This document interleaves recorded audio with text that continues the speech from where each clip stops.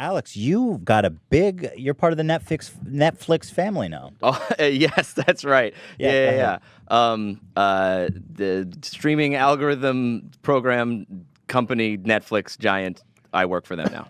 So tell me, what does that mean? That because they like bought your whole bought my story, life, right? They tattooed the N on my lower back. The equivalent of what Justin's doing to me now. They did essentially, yeah. Also, I was working on this. This secret movie that I guess I'm not allowed to talk about. You can't even say what it is. I can't even say what it is. Wow. It was big. It was a thing.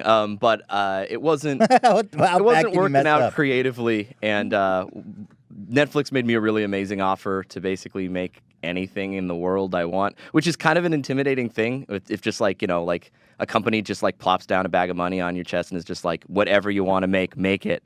It's almost you're saying it's almost too much freedom. It's awesome, but it is one of those things where you're like, wait, so like what are the like rules here? Like are there censors? Like I came from the Disney Channel where it was like everything was like censored, and it's like no, make whatever you want, man. Make a movie, want to make a show. So what do you?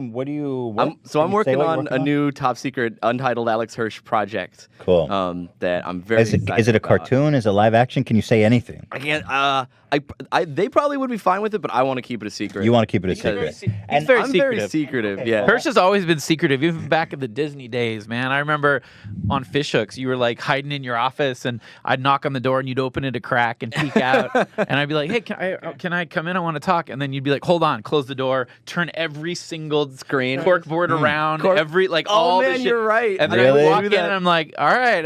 So I was like, "God damn." I mean, it's probably because like I was Hilarious. a fan of Justin's before I met him, so I was like intimidated, and I was like, "Oh, this guy's gonna see my stupid cartoon idea." Like that's when I was coming up with Gravity Interesting. Falls at the time. I was like, I don't want him to see my stupid drawings. That's kind of like, cute. That's but I kinda have a hard time sweet. drawing when people are like looking over my shoulder. You know what I mean? And at the same time, like I have a hard time writing when there's like lots of people around. Like I can't write in like a coffee shop for some reason. Like I need to like lock the door, dim the lights, and then the demons enter. You know what I mean? Yeah. But I'm working on something really cool for Netflix right now. But And I can't say it to this. How much this time? audience. What's the timeline? How much time do you, or is it just total? Do they put a timeline on you, or is it just like whenever, whatever? Yeah. It's around a year from now. There's going to be a lot to talk about. Okay. I'm also producing some things. Netflix is like making a big bid for animation. They just like noticed like, okay, Disney bought Fox, and so now they have like Simpsons and Family Guy, and Netflix is Right. like, okay, all right, Oh. let's go all in. Let's make a bunch of rad shows. We need the next generation of animation, and it's like happening right now. It's very cool to be a part of it. Like That's it feels really weird exciting, man. because I'm used to just bitching about my parent company. Right. It's like I was always like whining about Disney, and like they were great to me. You know what I mean? But like I was just so constantly aware of all the rules and things I can't do. And Netflix is just like, yeah, whatever crazy thing you could think of. You want to make a movie, you want to make a miniseries, you want to mix The genres. Butthole Bros. So get ready for the Butthole Bros, starring me and Justin Roiland. Obviously, I'm Papa Butthole. He's Jimmy Butthole Jr. Hey, we're the Butthole Bros. And we are two brothers. who have big gaping buttholes right on our faces. That's our gimmick, and it's why the ladies love us. Coming to Netflix. So I'd yeah, watch get ready that. for that. actually come out. Yeah. I would watch that. You're in it. Don't give them too many ideas. Yeah. Don't give away the good ones. And Make 'em Justin, pay for that. what secrets can you tell us about all the things happening in the Justin verse right now? Well, Alex threw that over to Justin. That's fine. Oh, no, you wanna? No, go ahead. I mean, I'm not the No, host. I I guess- can't do that. No, I get that you're.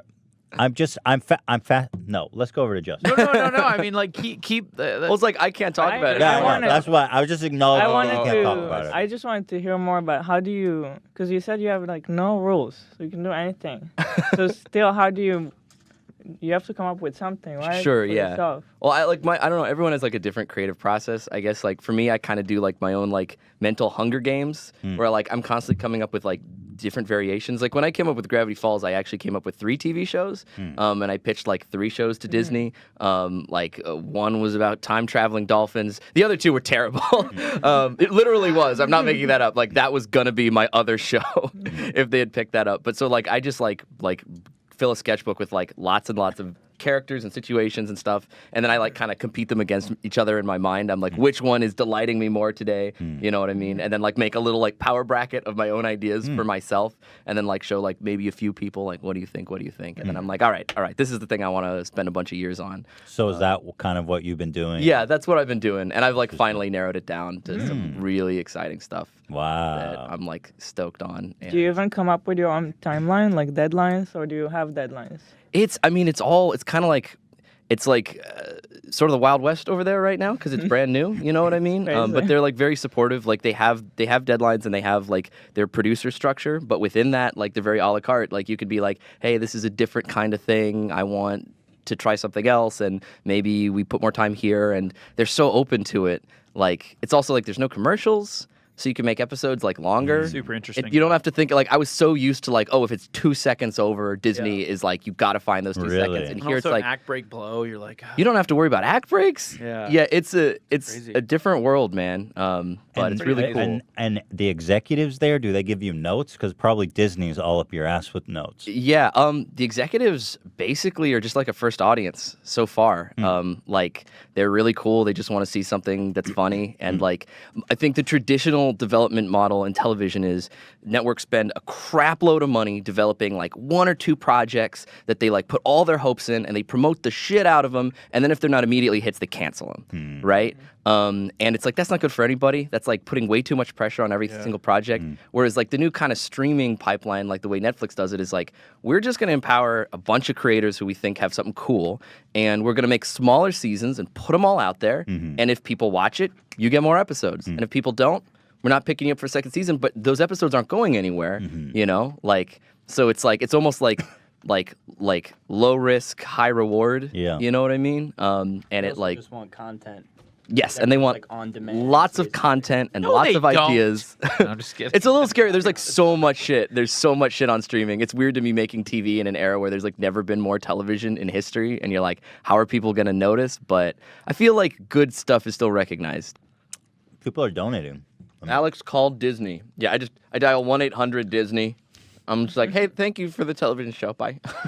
Just very polite and respectful.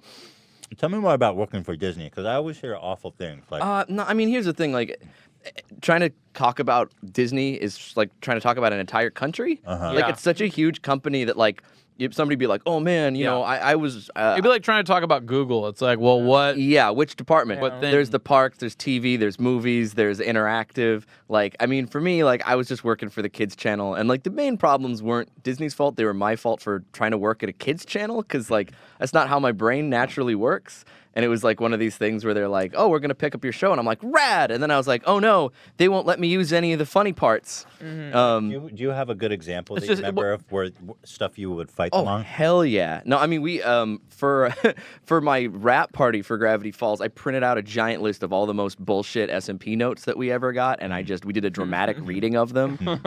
We had like somebody playing the Moonlight Sonata in the background because it was so depressing. And I was like, I read my back and forth, and somebody else read the because like I started out with this idea at the beginning of the channel, like, okay, it's a conversation. We're gonna do our best. You know, if they have a disagreement, we'll try to hash it out, and I'm gonna be respectful. And by the end, I would just be like, I'm not changing it. Like I got like if you just like flipped through all of the emails, you'd see a man slowly losing his mind because they would just ask for the dumbest, craziest bullshit. Like, oh my God, where do I even begin? Like every puddle, every shape.